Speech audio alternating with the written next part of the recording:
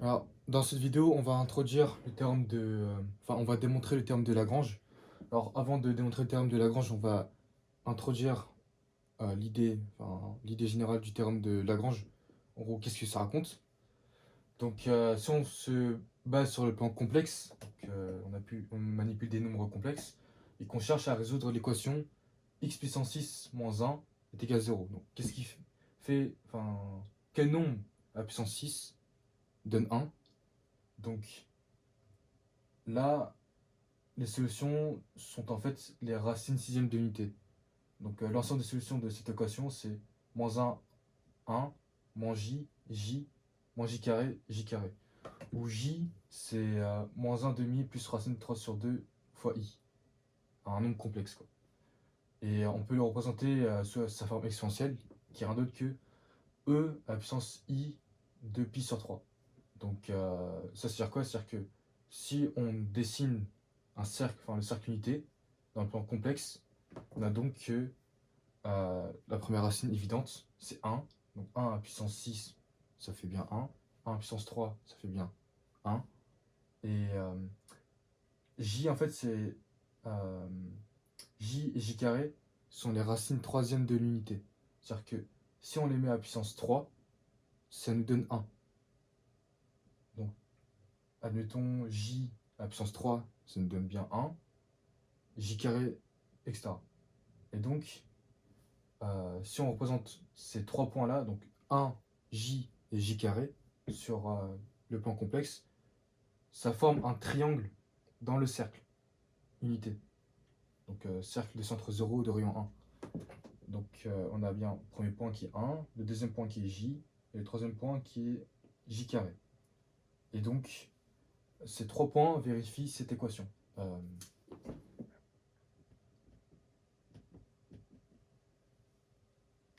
Mais aussi cette équation.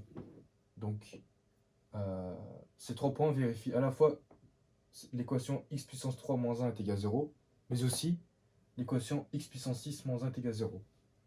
Et donc, sans rentrer dans le détail, juste sans rentrer dans le calcul tout court, euh, les racines sixième d'unité, c'est bien ces 6 éléments-là. On a bien donc 6 éléments.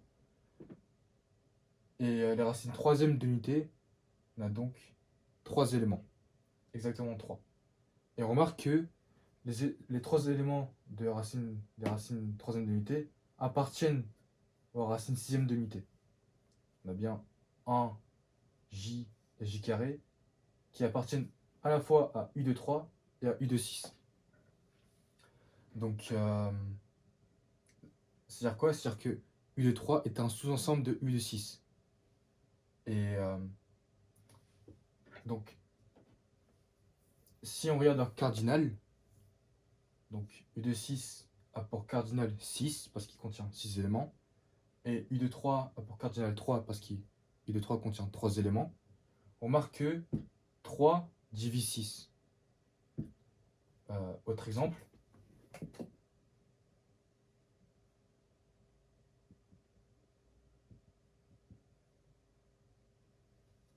les racines deuxième d'unité, moins 1 et 1. Donc les racines deuxième d'unité, ce sont les nombres tels qu'on met à la puissance 2 nous donne 1. Donc qui vérifie cette équation mais en remplaçant 6 par 2. On a donc moins 1 au carré, donc ça donne 1, 1 au carré ça donne 1. Et on remarque que les racines deuxième d'unité ont exactement 2 éléments et qui sont en fait dans U de 6. Et on remarque que 2 divise 6. Bon, si plus rigoureusement je considère le groupe U de 6 muni de la loi, muni du module par exemple. Donc, ouais. Donc le groupe U de 6 muni de cette opération-là.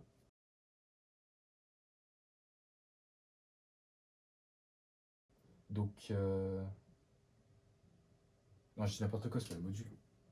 Enfin, si en soi, le module, il peut être c'est comme une loi interne. Mais, attends, je mélange norme et je suis fatigué. C'est une norme, c'est une norme. C'est autre chose du coup, parce que les espaces normés c'est autre chose. Voilà. Mais juste oubliez ce que je viens de dire à propos du module, donc le rayon. Euh, Retenez bien que l'ensemble U de 6 muni de la loi fois donc la multiplication telle qu'on connaît, on a donc que c'est stable par composition, donc on a 1 fois j par exemple, ça nous donne bien un élément dans U de 6, j carré fois j par exemple, ça nous donne encore un autre élément dans j. En l'occurrence, j fois j carré, ça nous donne j au cube, et j au cube, c'est 1. Donc ça reste toujours bien dans U de 6. Et chaque élément admet un inverse, donc un symétrique, plus largement. C'est-à-dire quoi? C'est-à-dire que chaque élément admet, entre guillemets, son... Ouais, en fait, je suis en train de redire ce que je viens de dire. Symétrique, je suis un peu fatigué. J carré, son inverse, c'est J. Et l'inverse de 1, c'est lui-même. Donc, à vérifier avec les calculs. Mais ça, c'est assez facile. Donc, on a bien que U de 6, mini de la loi fois, donc la loi de la multiplication, usuelle, est un groupe. Et donc, un groupe vérifie ces trois trucs que je vous ai racontés là. Et en l'occurrence, U de 3 est un sous-groupe de U de 6, muni de la même loi. Donc, U de 3 pour la même loi d'opération, enfin pour la même opération, donc la multiplication, c'est un sous-groupe de U de 6, parce que U de 3 c'est un sous-ensemble de U de 6 qui vérifie les mêmes propriétés de groupe que U de 6. On fait 1 fois J carré, ça nous donne un autre élément dans le même ensemble. Chaque élément admet un inverse, et 1 est l'élément neutre. Je vais préciser, à chaque groupe admet un élément neutre. Donc l'élément neutre de U de 6 c'est bien 1, U de 3 c'est bien 1, U de 2 c'est bien 1. Donc tout ça pour dire que ce groupe-là, son cardinal, comme je vous ai dit précédemment, c'est 3. Et lui c'est 6. Et 3 divise 6, 2 divise 6. Voilà. Bon, désolé, je suis un peu fatigué. Dans ce groupe particulier, chaque sous-groupe, donc U de 3 et U de 2, divise, enfin leur cardinal divise le cardinal de U de 6. Donc on va généraliser ça avec d'autres groupes quelconques. Donc les groupes symétriques, ça s'applique aussi aux groupes symétriques, enfin à tout autre groupe, peu importe la nature, enfin l'ensemble, du temps que c'est fini. Donc du temps que le groupe admet un élément fini de terme. Parce que si c'était infini, bah c'est pas ouf. Donc pour introduire la démonstration rigoureuse, je définis qu'est-ce que c'est un accent de groupe. Donc on prend G muni de la loi point, un groupe, et H, un ensemble quelconque. Donc l'application phi qui associe un élément de H dans H et un autre élément dans G, et on note, enfin, à leur produit entre guillemets. Donc on prend deux éléments, un dans H et un dans G, on les fait interagir avec cette opération. Et ça, phi, c'est une action de groupe du groupe G sur H. Si et seulement si, phi vérifie ça, ces deux relations. C'est-à-dire quoi? C'est-à-dire que c'est associatif, entre guillemets.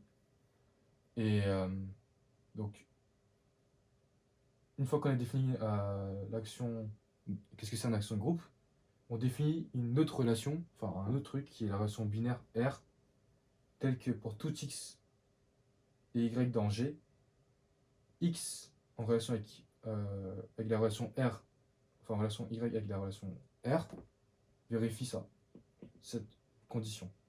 Donc, il existe un H dans... Je suis un peu fatigué.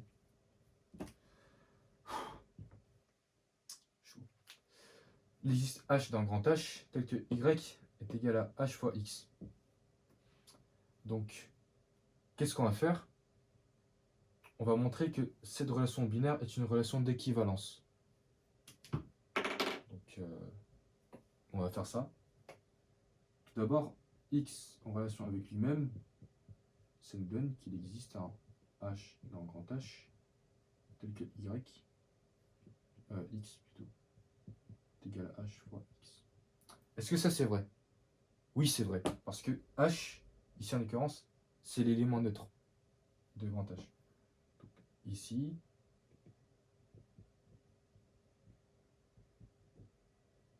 on va pas parler de ce groupe et tout plus tard, mais je vous spoil un peu le truc.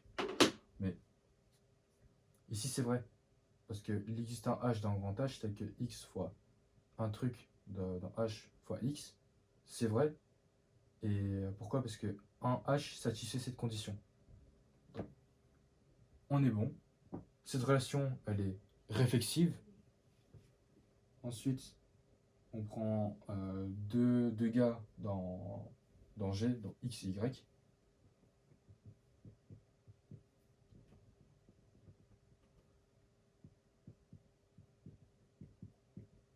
Je réécris complètement le truc. Et ça, c'est-à-dire quoi? C'est-à-dire que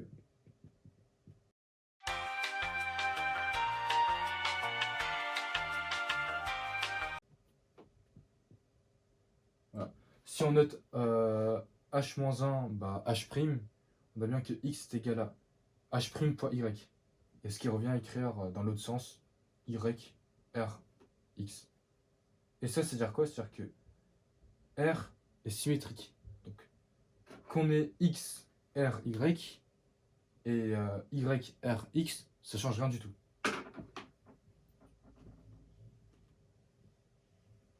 Maintenant, on va démontrer la dernière propriété qui vérifie une relation d'équivalence, c'est-à-dire la transitivité. Donc, on prend maintenant 3 personnes dans G.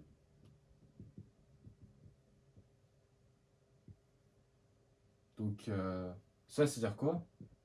C'est-à-dire qu'il existe h', h' dans H.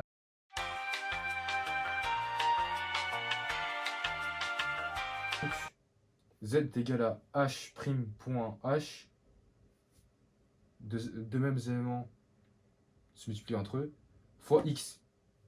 Et ça, c'est-à-dire quoi? C'est-à-dire que z, r, x, z est en relation avec x. Donc, si on a x, r, y, r de z, alors on a aussi z, r, x. Voilà. C'est une relation d'équivalence. C'est-à-dire quoi? Bah, je vais donner un exemple de relation d'équivalence. La relation égale. Tiens, la relation égale. Si x est égal à y et que y est égal à z, bah, x est égal à z. Ça, c'est la transitivité. Si x est égal à x, bah, c'est tout en vrai. Et x est égal à y, et y est égal à x, bah, c'est pareil. Là, ce qu'on a fait, par exemple, ça c'est un exemple d'une relation d'équivalence, bah, R, on a remplacé par la relation égale. Et égale, c'est une relation d'équivalence. Et en fait, le R, ça vient généraliser le concept d'opération, enfin pas d'opération, mais de relation. Deux éléments sont en relation, et cette relation-là, en fonction de cette relation, enfin de ses spécificités, vérifie des critères. Des critères comme la relation d'équivalence. Ici, bah là, on a bien une relation d'équivalence. Il y a d'autres relations qu'on appelle les relations d'ordre. Donc, typiquement, ce que vous connaissez, c'est les inférieurs ou égales. Et la relation d'ordre va vérifier la transitivité, la réflexivité et l'antisymétrique. Donc, ce qui change entre relation d'équivalence et relation d'ordre, c'est que l'un est symétrique et l'autre est antisymétrique. Antisymétrique, c'est-à-dire quoi? C'est-à-dire que si x est égal à y, enfin inférieur ou égal à y, et y est inférieur ou égal à x, bah, on n'a pas d'autre choix que de dire que x et y sont égaux. Ça, c'est relation d'antisymétrie. Enfin, c'est pas, ouais, voilà, c'est une relation d'antisymétrie. Mais là, la relation d'ordre, on n'aura pas besoin pour cette vidéo. ce qu'on aura besoin, c'est la relation d'équivalence. Là, ce qu'on vient de faire, c'est qu'on a montré que cette relation binaire, c'est une relation d'équivalence. Et lorsqu'on a une relation d'équivalence, on peut partitionner l'ensemble G en classes d'équivalence. Donc, je vais faire un exemple pour illustrer mes propos.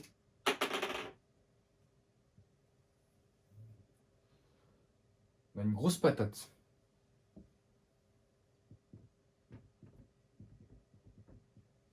Une petite patate. Une autre patate.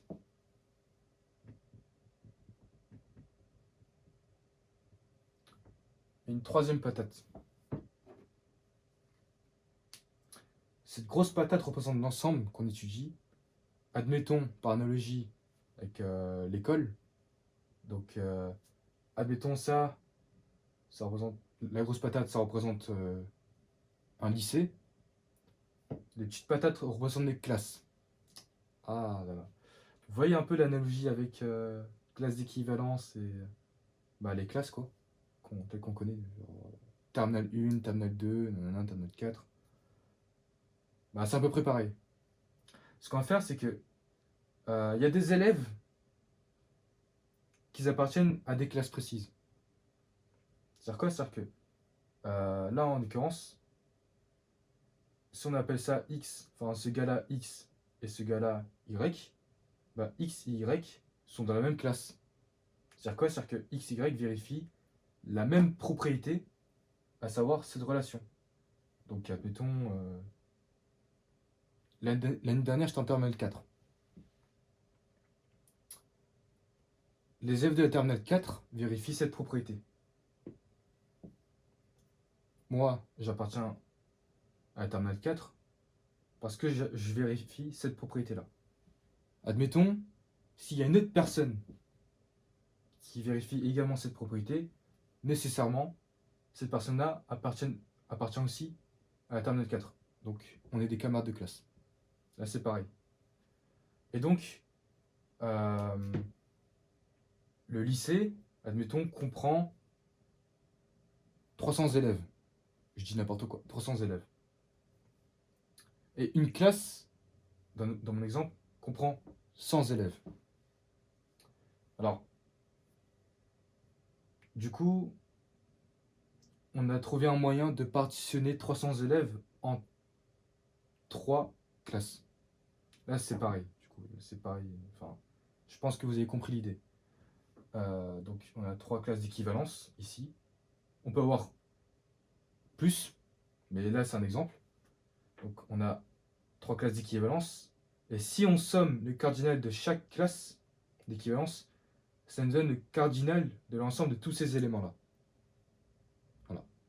Donc 100 plus 100 plus 100, ça nous donne bien 300. Il y a bien 300 élèves au total dans le lycée.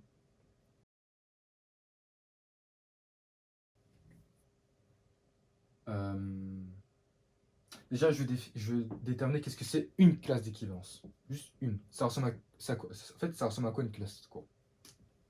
Au lycée, une classe, ça ressemble à un groupe d'une trentaine d'élèves euh, qui vérifient, je sais pas, quelques conditions comme, enfin, les classes de terminale vérifient tous comme condition avoir passé le bac de français. Donc là, ma condition, ce serait cette condition-là. On remplace, euh, la condition avoir passé le bac de français par ce truc-là. Donc, je note la classe, enfin une des classes d'équivalence à barre, où A c'est un élément d'Angers, et je décris ça. Donc,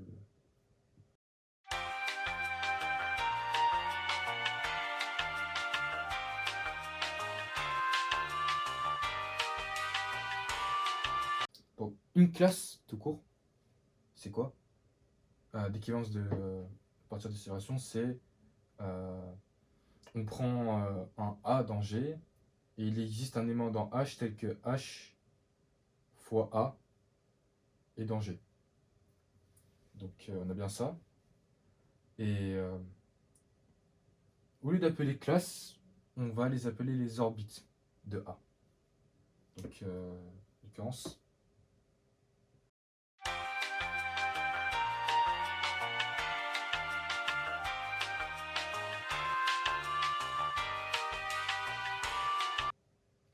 voilà. Ça, c'est le truc clé de la démonstration. Je vais changer de tableau.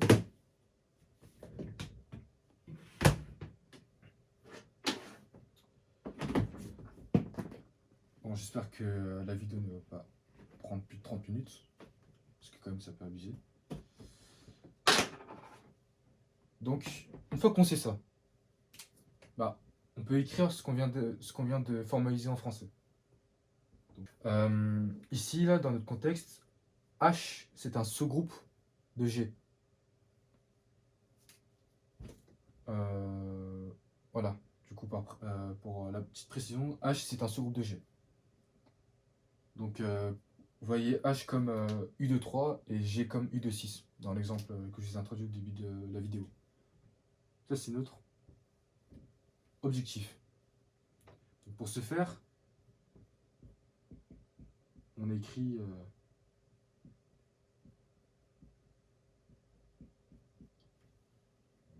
ce qu'on vient de dire, enfin ce qu'on vient d'écrire au premier tableau de manière, enfin sous forme mathématique. Donc ça, c'est-à-dire quoi? C'est-à-dire que on somme la somme de chaque classe, enfin la somme de chaque élément de chaque classe nous donne en fait le nombre total d'éléments dans G. Donc là, vous pouvez voir ce que je viens d'écrire, c'est par exemple, la somme, ça représente la première classe qui était constituée de 100 élèves, plus la deuxième classe qui était encore constituée de 100 élèves, plus la troisième classe qui était encore constituée de 100 élèves, j'allais dire 300, mais voilà. Et si on somme ces trois classes, ça nous donne 300 élèves. Et 300 élèves, bah, c'est bien le nombre total d'élèves qu'il y a dans le lycée, à savoir G. Donc on a ça. On a bientôt fini la preuve. Presque. Et on remarque que on a ça. Sauf que, plot twist,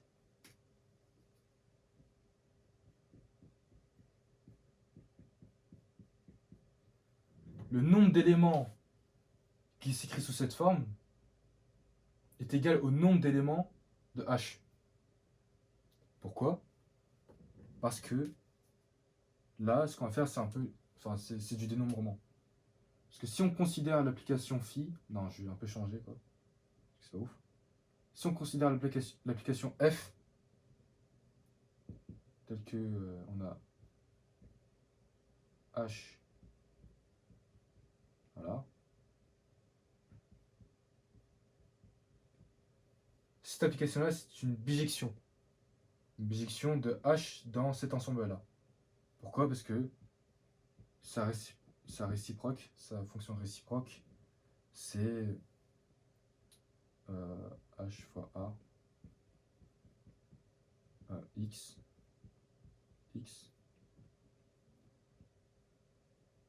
fois l'inverse de A. Ce sont deux applications réciproques. Donc, une fois qu'on sait que F est une bijection de H dans H fois A, c'est-à-dire quoi? C'est-à-dire que si on présente ces deux ensembles, donc H et H fois A, avec des patates encore, les patates, c'est vraiment très utile pour comprendre les concepts abstraits des maths. Donc, en particulier sur la théorie des ensembles, théorie des groupes. Donc, une bijection, c'est quoi? C'est qu'on associe un élément dans H à un unique élément dans H fois A. Et si on est capable de faire ça, on est aussi capable de faire dans l'autre sens. Donc lui, il va dans lui, il va dans lui, il va dans lui. Ok? Donc F, ce serait donc en fait la flèche vers la droite, et f-1 ce serait la flèche vers la gauche. Si on est capable de faire ça, c'est-à-dire que f est bijective. C'est une bijection de h dans h fois a. Et une bijection, ça a quelques propriétés cool en dénombrement, donc compter les éléments. C'est-à-dire que si on trouve une bijection de cet ensemble-là vers cet ensemble-là, c'est-à-dire que le cardinal de cet ensemble-là est égal au cardinal de cet ensemble-là. C'est-à-dire qu'il y a autant d'éléments ici que d'éléments ici.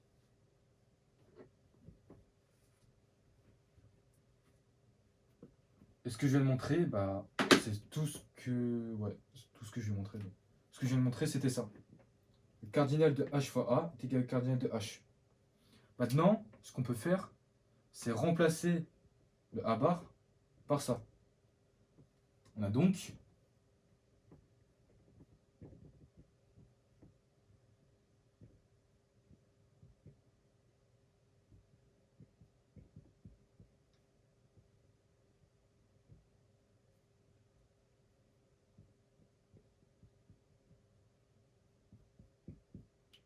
sauf que maintenant, la somme n'est plus dépendante de la variable a. Ce qui veut dire quoi? C'est-à-dire que, admettons, si on a une somme de, je sais pas, de 1, et ça c'est un truc fini, donc on a n termes, ça, ce n'est rien d'autre que n plus 1. On a 1 plus 1 plus 1 plus 1, n plus une fois. Là, on va faire pareil. Même principe. Le 1, il n'est pas dépendant de i. Le h, il n'est pas dépendant de a. Donc, on a